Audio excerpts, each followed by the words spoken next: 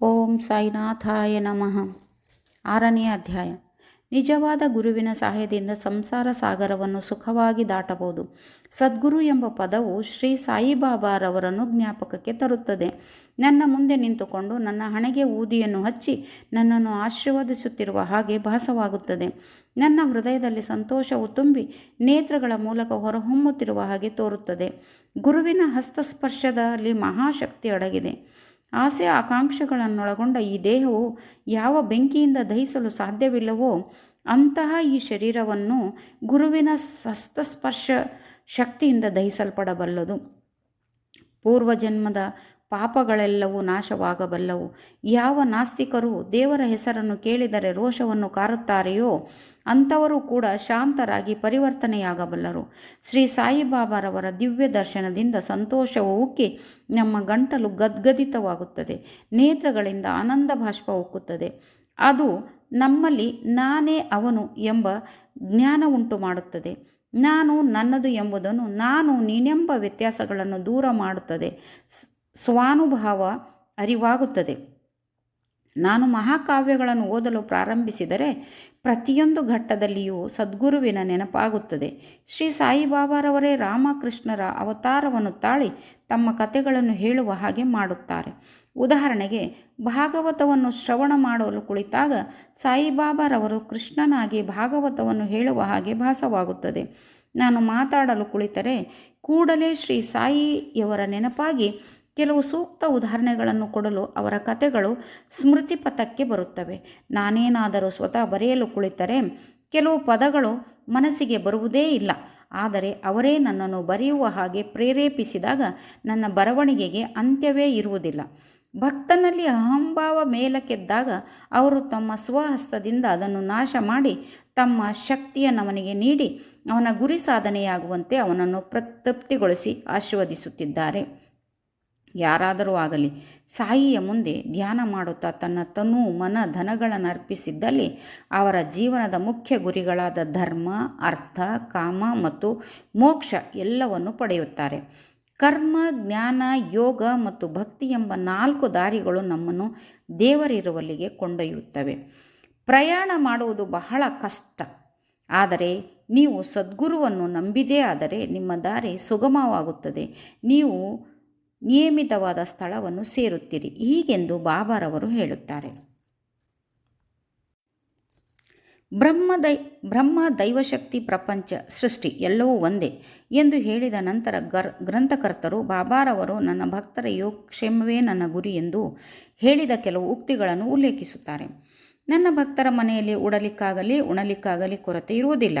ಯಾರು ನನ್ನನ್ನು ನಿಶ್ಚಲ ಚಿತ್ತದಿಂದ ಪೂಜಿಸುತ್ತಾರೆಯೋ ಅಂಥವರ ಯೋಗಕ್ಷೇಮವನ್ನು ನೋಡಿಕೊಳ್ಳುವುದೇ ನನ್ನ ವಿಶೇಷ ಗುಣ. ಆಹಾರ ಮತ್ತು ಬಟ್ಟೆಗಾಗಿ ಬಹಳ ಕಷ್ಟಪಡಬೇಡಿ. ಇನ್ನೇನಾದರೂ ಬೇಕಾದಲ್ಲಿ ಆ ಭಗವಂತನಲ್ಲಿ ಬೇಡಿರಿ. ಅವನ ದಯೆ ಮತ್ತು ಆಶೀರ್ವಾದ ಲಭಿಸುವಂತೆ ಪ್ರಯತ್ನಿಸಿ. ಪ್ರಾಪಂಚಿಕ ವಿಷಯಗಳಲ್ಲಿ ಆಸಕ್ತಿ ಬೇಡ.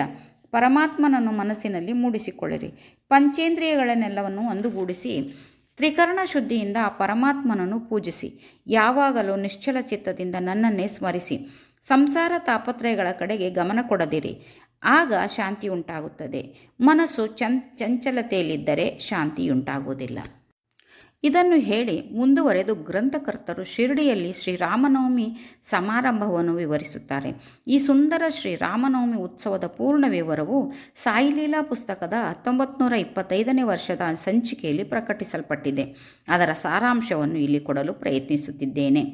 ಕೋಪರ್ಗಾಂವದ ಸರ್ಕಲ್ ಇನ್ಸ್ಪೆಕ್ಟರ್ ಗೋಪಾಲರಾವ್ ಗುಂಡ್ ಅವರು ಶ್ರೀ ಸಾಯಿಬಾಬಾರವರ ಭಕ್ತರಾಗಿದ್ದರು.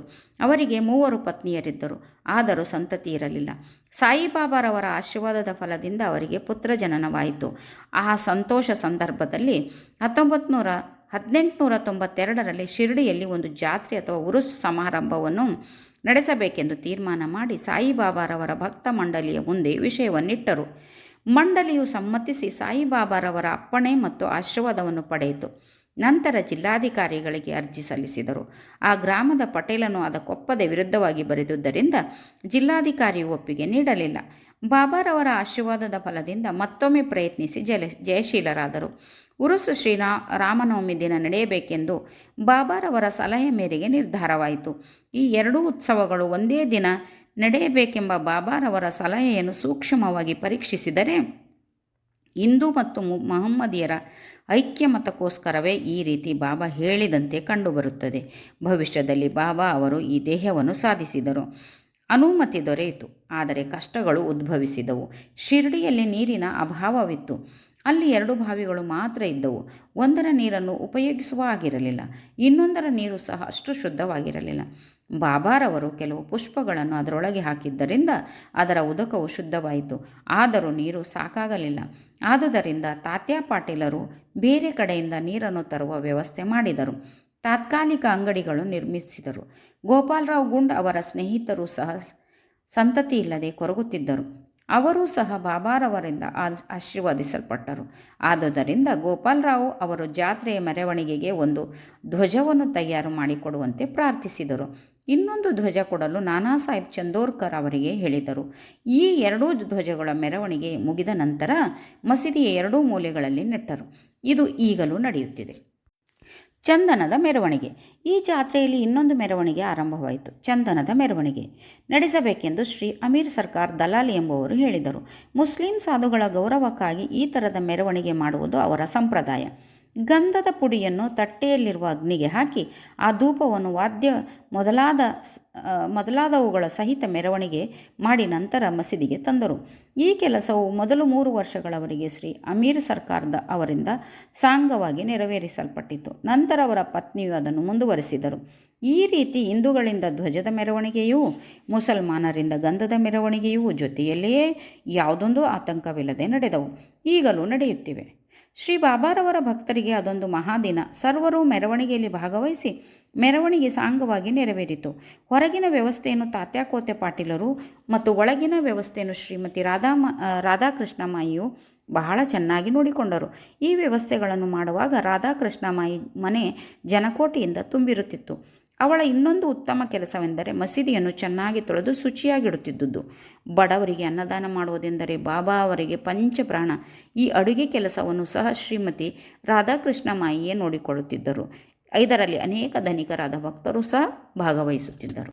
ಉರುಸ್ ಶ್ರೀರಾಮನವಮಿಯಾಗಿ ಪರಿವರ್ತನೆ. ಈ ರೀತಿಯಾದ ಸಂಭ್ರಮವು ಸುಮಾರು 1912 ತನಕ ನಡೆಯಿತು. ನಂತರ ಸ್ವಲ್ಪ ಬದಲಾವಣೆ ಹೊಂದಿತು. ಆ ವರ್ಷ ಶ್ರೀ ಕೃಷ್ಣರಾವ್ ಜಗದೀಶ್ವರ್ ಭೀಷ್ಮ ಎಂಬ ಭಕ್ತರು ದಾದಾ ಸಾಹೇಬ್ ಕಾರ್ಪಡೆಯವರೊಡನೆ ಜಾತ್ರೆಯಲ್ಲಿ ಭಾಗವಹಿಸಲು ಹಿಂದಿನ ದಿನವೇ ಬಂದು ದೀಕ್ಷಾವಾಡದಲ್ಲಿ ತಂಗಿದ್ದರು. ಶ್ರೀ ಲಕ್ಷ್ಮಣರಾವ್ ಮಹಾಜನಿಯವರು ಕಾಕಾ ಮಹಾಜನಿಯವರು ಪೂಜಾ ಸಾಮಗ್ರಿಗಳೊಡನೆಗೆ ಮಸೀದಿಗೆ ಹೋಗುತ್ತಿರುವುದನ್ನು ನೋಡಿದ ಭೀಷ್ಮರವರಿಗೆ ಇಲ್ಲಿ ಶ್ರೀರಾಮನವಮಿ ದಿನವೇ ಉರುಸ್ ಜಾತ್ರೆ ನಡೆಯುವುದನ್ನು ಗಮನಿಸಿದರೆ ಇದು ದೈವ ಸಂಕಲ್ಪವೆಂದು ತೋರುತ್ತದೆ. ಹಿಂದೂಗಳಿಗೆ ಶ್ರೀರಾಮನವಮಿ ಬಹುಪೂಜ್ಯವಾದ ಮತ್ತು ವಿಶೇಷವಾದ ದಿನ. ಆದುದರಿಂದ ನಾವು ಇಲ್ಲಿ ಶ್ರೀರಾಮನ ಹುಟ್ಟಿದ ಹಬ್ಬವನ್ನು ಏಕೆ ಆಚರಿಸಬಾರದು ಎಂಬ ಭಾವನೆ ಹೊಳೆಯಿತು. ಕಾಕಾ ಮಹಾಜನಿಯವರಿಗೆ ಅದನ್ನು ತಿಳಿಸಿದರು. ಅವರಿಗೂ ಒಪ್ಪಿಗೆಯಾಯಿತು. ಆದರೆ ಆ ದಿನ ದೇವರ ಕೀರ್ತನೆಯನ್ನು ಹಾಡುವ ಹರಿದಾಸರದೇ ಒಂದು ದೊಡ್ಡ ಸಮಸ್ಯೆ ಆಗಿತ್ತು. ಆಗ ಭೀಷ್ಮರವರೇ ತಾವು ಬರೆದಿರುವ ರಾಮಾಖ್ಯಾನವನ್ನು ಕೀರ್ತನೆ ಮಾಡುವುದಾಗಿ ಮುಂದೆ ಬಂದರು. ಕಾಕಾ ಮಹಾಜನಿಯವರು ಹಾರ್ಮೋನಿಯಂ ನುಡಿಸಲೊಪ್ಪಿದರು. ರಾಧಾಕೃಷ್ಣಮಾಯಿ ಶುಂಠಿವಾಡಿ ಪ್ರಸಾದ ತಯಾರಿಕೆ ವಹಿಸಿದರು. ಈ ಅನುಕೂಲತೆಗಳನ್ನೆಲ್ಲ ಸಿದ್ಧಪಡಿಸಿಕೊಂಡು ಬಾಬಾರವರ ಅನುಜ್ಞೆ ಪಡೆದು ಮಸೀದಿಗೆ ಹೊರಟರು. ಸರ್ವಜ್ಞರಾದ ಬಾಬಾರವರು ನಿಮ್ಮ ಛತ್ರದಲ್ಲಿ ಏನು ನಡೆಯಿತು ಎಂದು ಕಾಕಾ ಮಹಾಜನಿಯವರನ್ನು ಕೇಳಿದರು. ಮಹಾಜನಿಯವರು ಉತ್ತರ ಕೊಡಲಾಗದೆ ಮೂಕರಂತೆ ನಿಂತರು. ನಂತರ ಬಾಬಾರವರು ಭೀಷ್ಮರವರನ್ನು ಪ್ರಶ್ನಿಸಿದರು. ಭೀಷ್ಮರವರು ಎಲ್ಲ ವಿಚಾರಗಳನ್ನು ವಿಶದವಾಗಿ ವಿವರಿಸಿದರು. ಇದನ್ನು ಕೇಳಿ ಬಾಬಾರವರು ಒಪ್ಪಿಗೆ ಕೊಟ್ಟರು. ಆಗ ಸರ್ವರು ಆನಂದಭರಿತರಾಗಿ ಶ್ರೀರಾಮನವಮಿ ಹಬ್ಬಕ್ಕೆ ಬೇಕಾದ ವಸ್ತುಗಳನ್ನು ಅಣಿ ಮಾಡತೊಡಗಿದರು. ಮಸೀದಿಯನ್ನು ಶೃಂಗರಿಸಿದರು. ರಾಧಾಕೃಷ್ಣಮಾಯಿಯು ತೊಟ್ಟಿಲನ್ನು ಶೃಂಗರಿಸಿ ಬಾಬಾರವರ ಪೀಠದ ಮುಂದೆ ಇಟ್ಟಳು. ಜಯಂತಿಯು ಕಾರ್ಯಕಲಾಪಗಳ ಆರಂಭವಾದವು. ಭೀಷ್ಮರವರು ಕೀರ್ತನೆ ಮಾಡಲು ಎದ್ದು ನಿಂತರು. ಆಗ ಬಾಬಾರವರು ಮಹಾಜನಿಯವರಿಗೆ ಕರೆ ಕಳಿಸಿದರು. ಆಗ ಮಹಾಜನಿಯವರು ಬಾಬಾ ಈ ಉತ್ಸವ ಮಾಡಲು ಒಪ್ಪುವರೋ ಅಥವಾ ಇಲ್ಲವೋ ಎಂಬ ಸಂದೇಹದಿಂದ ಅವರ ಬಳಿ ಬಂದು ನಿಂತರು. ಆಗ ಬಾಬಾರವರು ಇದೇನು ಸಂಭ್ರಮ, ಇಲ್ಲೇಕೆ ತೊಟ್ಟಿಲು ಕಟ್ಟಿರುವಿರಿ ಎಂದು ಕೇಳಲು ಭೀಷ್ಮರವರು, ಇಂದು ಈ ರಾಮನವಮಿ ಭಗವಾನ್ ಶ್ರೀರಾಮನ ಜನ್ಮದಿನ, ಆದುದರಿಂದ ಈ ತೊಟ್ಟಿಲು, ಈ ಸಮಾರಂಭ ಎಲ್ಲವೂ ಎಂದು ಉತ್ತರಿಸಿದರು. ಇದನ್ನು ಕೇಳಿದ ಬಾಬಾರವರು ಮಹಾಜನಿಯವರಿಗೆ ಒಂದು ಹಾರವನ್ನು ಹಾಕಿ ಭೀಷ್ಮರವರಿಗೆ ಹಾಕಲು ಮತ್ತೊಂದು ಹಾರ ತರಲು ಹೇಳಿ ಕಳಿಸಿದರು. ನಂತರ ಕೀರ್ತನೆ ಆರಂಭವಾಯಿತು. ಕೀರ್ತನೆ ಮುಗಿದ ನಂತರ ಜಯ ರಾಮ್ ಜಯ ಜಯ ರಾಮ್ ಎಂಬ ನಾಮಘೋಷವು ನಭೋಮಂಡಲವನ್ನು ಮುಟ್ಟಿತು. ಗುಲಾಲ್ ಎರಚಿದರು. ಗುಲಾಲ್ ಪುಡಿ ಬಾಬಾ ಅವರ ಕಣ್ಣುಗಳಲ್ಲಿ ಬಿದ್ದಿದ್ದರಿಂದ ಅವರು ಕೋಪೋದ್ರೇಕದಿಂದ ಗರ್ಜಿಸಿದರು. ಎಲ್ಲರೂ ಭಯಭೀತರಾಗಿ ಓಡಲು ಆರಂಭಿಸಿದರು. ಅವರ ಭಕ್ತರಾದ ಕೆಲವರು ಬಾಬಾರವರ ಕೋಪವು ಅವರ ಆಶೀರ್ವಾದ ರೂಪವೆಂದು ಮನಗಂಡಿದ್ದರು. ಶ್ರೀರಾಮನು ಜನಿಸಿದಾಗ ರಾವಣನು ಮತ್ತು ಅವನ ಪರಿವಾರವು ನಾಶವಾಗುವ ಸಂದರ್ಭ ಒದಗಿದ್ದರಿಂದ ಬಾಬಾರವರ ಕೋಪಗೊಂಡಿದ್ದು ಸರಿಯಾದದ್ದು ಎಂದು ತೋರುತ್ತದೆ. ಮತ್ತು ಯಾವುದಾದರೂ ಒಂದು ಹೊಸ ಕಾರ್ಯಕ್ಕೆ ತೊಡಗಿದಾಗ ಬಾಬಾ ಸಾಮಾನ್ಯವಾಗಿ ಈ ರೀತಿ ಮಾಡೋದು ಸಹಜವಾಗಿತ್ತು. ಇದನ್ನು ಕಂಡ ರಾಧಾಕೃಷ್ಣ ಮಾಯಿಯವರು ಹೆದರಿ ಬಾಬಾರವರು ಎಲ್ಲಿ ತೊಟ್ಟಿಲನ್ನು ಮುರಿದು ಬಿಡುವರೋ ಎಂಬ ಅನುಮಾನದಿಂದ ಮಹಾಜನಿಯವರಿಗೆ ತೊಟ್ಟಿಲು ಬಿಚ್ಚಿ ತರುವಂತೆ ಹೇಳಿದರು. ಅವರು ತೊಟ್ಟಿಲನ್ನು ತರಬೇಕೆಂದು ಹೋದಾಗ ಬಾಬಾರವರು ಅದನ್ನು ತೆಗೆಯಕೂಡದು ಎಂದು ಸ್ವಲ್ಪ ಹೊತ್ತಿನ ನಂತರ ಬಾಬಾ ಸಮಾಧಾನ ಚಿತ್ತರಾದರು. ನಂತರ ಪೂಜೆಯ ಕೊನೆಯ ಅಂಗವಾಗಿ ಆರತಿಯಾಗಿ ಪ್ರಸಾದ ವಿನಿಯೋಗವಾಯಿತು. ಆಗ ಮಹಾಜನಿಯವರು, ಈಗ ತೊಟ್ಟಿಲನ್ನು ತೆಗೆದುಕೊಂಡು ಹೋಗಲೇ ಎಂದು ಕೇಳಿದ್ದಕ್ಕೆ ಬಾಬಾರವರು, ಬೇಡ, ಇನ್ನೂ ಹಬ್ಬ ಮುಗುದಿಲ್ಲ ಎಂದರು. ಮಾರನೇ ದಿನ ಗೋಪಾಲ್ ಕಾಲ ಸಮಾರಂಭ ಮುಗಿದ ನಂತರ ತೊಟ್ಟಿಲನ್ನು ತೆಗೆದುಕೊಂಡು ಹೋಗಲು ಅನುಮತಿ ನೀಡಿದರು. ಈ ರೀತಿ ಶ್ರೀರಾಮನವಮಿ ಸಮಾರಂಭ ಒಂದು ಕಡೆಗೆ, ಧ್ವಜ ಮತ್ತು ಚಂದನದ ಮೆರವಣಿಗೆ ಮತ್ತೊಂದು ಕಡೆಗೆ ಸಾಂಗವಾಗಿ ನೆರವೇರಿದವು. ಅಂದಿನಿಂದ ಉರುಸ್ ಶ್ರೀರಾಮನವಮಿ ಹಬ್ಬವಾಗಿ ಪರಿವರ್ತನೆಯಾಯಿತು. 1912ರಿಂದ ಶ್ರೀರಾಮನವಮಿ ಸಮಾರಂಭ ವಿಶೇಷವಾಗಿ ನಡೆಯಲು ಆರಂಭವಾಯಿತು. ರಾಧಾಕೃಷ್ಣ ಮಾಯಿಯವರು ನಾಮಸಪ್ತಾಹ ಆರಂಭಿಸಿದರು. ಪ್ರತಿಯೊಬ್ಬರೂ ಸಮಾರಂಭದಲ್ಲಿ ಭಾಗವಹಿಸುತ್ತಿದ್ದರು. ಶ್ರೀರಾಮನವಮಿ ದೇಶದ ಎಲ್ಲ ಕಡೆಗೂ ಆಚರಿಸಲ್ಪಡುವುದರಿಂದ ಹರಿದಾಸರದೇ ಒಂದು ಸಮಸ್ಯೆಯಾಗಿತ್ತು. ಆದರೆ ಈ ಉತ್ಸವಕ್ಕೆ 5-6 ದಿನಗಳ ಮುಂಚೆ ಶ್ರೀ ಮಹಾಜನಿಯವರು ಆಧುನಿಕ ತುಕಾರಾಮರೆನಿಸಿದ ಬಾಳಬುವ ಸಾತಾರ್ಕರ್ ಅವರನ್ನು ಅಕಸ್ಮಾತ್ತಾಗಿ ಸಂಧಿಸಿ ಅವರಿಂದ ಹರಿಕತೆ ನಡೆಸಲು ಏರ್ಪಾಡಾಗಿತ್ತು. 1914ರಲ್ಲಿ ಬಾಳಾಬುವಾರವರು ತಮ್ಮ ಸ್ವಂತ ಊರಲ್ಲಿ ಪ್ಲೇಗಿನ ಜಾಡ್ಯವಿದ್ದುದರಿಂದ ಅಲ್ಲಿ ಹರಿಕತೆ ಮಾಡಲಾಗದೆ ಶಿರಡಿಗೆ ಬಂದು ಬಾಬಾರವರ ಅನುಜ್ಞೆ ಪಡೆದು ಹರಿಕತೆ ಮಾಡಿದರು. ನಂತರ ಬಾಬಾರವರು ಈ ಹರಿಕತೆಯ ಕೆಲಸವನ್ನು ಶಾಶ್ವತವಾಗಿ ದಾಸಗಣು ಅವರಿಗೆ ವಹಿಸಿದರು. ಹೀಗೆ 1912ರಿಂದ ಶ್ರೀರಾಮನವಮಿ ಸಮಾರಂಭವು ಪ್ರತಿ ವರ್ಷ ಅಭಿವೃದ್ಧಿ ಹೊಂದಿ ಚೈತ್ರ ಮಾಸದಲ್ಲಿ 8ರಿಂದ 12ರವರೆಗೆ ಶಿರಡಿಯು ಜೇನುಗೂಡಿನಂತೆ ಕಾಣುತ್ತಿತ್ತು. ಅಂಗಡಿಗಳು ಹೆಚ್ಚಿದವು. ಅನೇಕ ಜಟ್ಟಿಗಳು ಕುಸ್ತಿ ಪಂದ್ಯಗಳಲ್ಲಿ ಭಾಗವಹಿಸುತ್ತಿದ್ದರು. ಬಡಬಗ್ಗರಿಗೆ ಅನ್ನದಾನವು ಆರಂಭವಾಯಿತು. ರಾಧಾಕೃಷ್ಣ ಮಾಯಿ ಮತ್ತು ಇತರರ ಪರಿಶ್ರಮದಿಂದ ಶಿರಡಿಯು ಸಂಸ್ಥಾನವಾಗಿ ಮಾರ್ಪಾಡಾಯಿತು. ಸಾಮಾನು ಸರಂಜಾಮುಗಳು ಹೆಚ್ಚಿದವು. ಅಶ್ವದಳ, ಪಲ್ಲಕ್ಕಿ, ರಥ, ಬೆಳ್ಳಿಯ ಅನೇಕ ಸಾಮಾನುಗಳು, ಪಾತ್ರೆಗಳು ಇತ್ಯಾದಿ ಎಲ್ಲವನ್ನು ಭಕ್ತಾದಿಗಳು ಸಮರ್ಪಿಸಿದರು. ಮೆರವಣಿಗೆಗೆ ಆನೆಗಳು ಸಹ ಸಮರ್ಪಿಸಿದರು. ಆದರೆ ಬಾಬಾರವರು ಇವುಗಳ ಕಡೆ ಗಮನ ಕೊಡದೆ ಮೊದಲಿನಂತೆಯೇ ಇದ್ದರು. ಹಿಂದೂ ಮಹಮ್ಮದೀಯರು ಬಹಳ ಚೆನ್ನಾಗಿ ಕಲಿತು ಉತ್ಸವವನ್ನು ಸಾಂಗವಾಗಿ ನೆರವೇರಿಸಿದ್ದರು. ಮೊದಲು 5ರಿಂದ 7,000ವರೆಗೆ ಜನರು ಸೇರುತ್ತಿದ್ದರು. ಬರಬರುತ್ತಾ ಜನಸಂದಣಿ 25,000ಕ್ಕೆ ಏರಿತು. ಆದರೂ ಯಾವ ಥರದ ಅಂಟು ರೋಗದ ಸುಳಿವಾಗಲಿ ಅಥವಾ ಗಲಭೆಗಳಾಗಲಿ ಆಗುತ್ತಿರಲಿಲ್ಲ. ಈಗಲೂ ಆಗುತ್ತಿಲ್ಲ. ಮಸೀದಿಯ ದುರಸ್ತಿ. ಗೋಪಾಲರಾವ್ ಗುಂಡ್ ಅವರಿಗೆ ಮತ್ತೊಂದು ಮುಖ್ಯ ವಿಚಾರ ಹೊಳೆಯಿತು. ಉರುಸ್ ಹೇಗೆ ಆರಂಭಿಸಿದರೋ ಅದೇ ರೀತಿ ಮಸೀದಿಯ ದುರಸ್ತಿ ಕಾರ್ಯವನ್ನು ಕೈಗೊಳ್ಳಬೇಕೆಂದು ಅವರು ಮನಸ್ಸು ಮಾಡಿದರು. ಅದಕ್ಕೆ ಬೇಕಾದ ಸಿದ್ಧತೆಗಳನ್ನು ಮಾಡಿಕೊಂಡರು.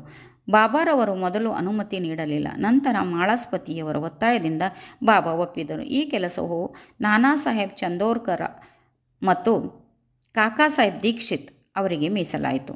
ಮಸೀದಿಯನ್ನು ಒಂದು ರಾತ್ರಿಯಲ್ಲಿ ಸರಿಪಡಿಸಿದರು. 1911ರಲ್ಲಿ ಸಭಾಮಂಟಪ ತಯಾರಾಯಿತು. ಮಸೀದಿಯ ಮುಂದಿನ ಬಯಲು ಬಹಳ ಚಿಕ್ಕದಾಗಿ ಅನಾನುಕೂಲವಾಗಿ ಇತ್ತು. ಕಾಕಾ ಸಾಹೇಬರು ಇದನ್ನು ವಿಸ್ತರಿಸಿ ಒಂದು ಛಾವಣಿ ಹಾಕಬೇಕೆಂದು ನಿರ್ಧರಿಸಿದರು. ಬಹಳ ಕಷ್ಟದಿಂದ ಕಬ್ಬಿಣದ ಕಂಬ ಇತ್ಯಾದಿಗಳನ್ನು ತಂದು ಕಾರ್ಯ ಆರಂಭಿಸಿದರು. ಆದರೆ ಬಾಬಾರವರು ಮಾರನೆಯ ದಿನ ಬಂದು ನೋಡಿ ಎಲ್ಲವನ್ನು ಕಿತ್ತು ಬಿಸಾಡಿದರು. ಒಮ್ಮೆ ಬಾಬಾರವರು ಬಹಳ ಕೋಪಗೊಂಡು ಒಂದು ಕೈಯಿಂದ ಕಂಬವನ್ನು ಕೀಳುತ್ತಾ ಮತ್ತೊಂದು ಕೈಯಿಂದ ತಾತ್ಯಾ ಪಾಟೀಲರ ಕುತ್ತಿಗೆಯನ್ನು ಹಿಡಿದು ಇಚ್ಚುಕಲು ಆರಂಭಿಸಿದರು. ತಾತ್ಯಾ ಪಾಟೀಲರ ರುಮಾಲನ್ನು ತೆಗೆದು ಅದಕ್ಕೆ ಬೆಂಕಿ ಹಚ್ಚಿ ಒಗೆದರು. ಈ ದೃಶ್ಯವನ್ನು ನೋಡಿ ಎಲ್ಲರಿಗೂ ಭಯವಾಯಿತು. ಬಾಬಾರವರು ತಕ್ಷಣವೇ ತಮ್ಮ ಕಿಸೆಯಿಂದ 1 ರೂಪಾಯಿಯನ್ನು ತೆಗೆದು ಬಿಸಾಕಿದರು. ತಾತ್ಯಾರವರಿಗೂ ಭೀತಿ ಉಂಟಾಯಿತು. ಅವರಿಗೆ ಏನಾಗೋದೋ ಎಂಬ ಶಂಕೆ ಜನರಲ್ಲಿ ಮೂಡಿತು. ಆದರೆ ಮುಂದೆ ಹೋಗಿ ಕೇಳಲು ಯಾರಿಗೂ ಧೈರ್ಯವಿರಲಿಲ್ಲ.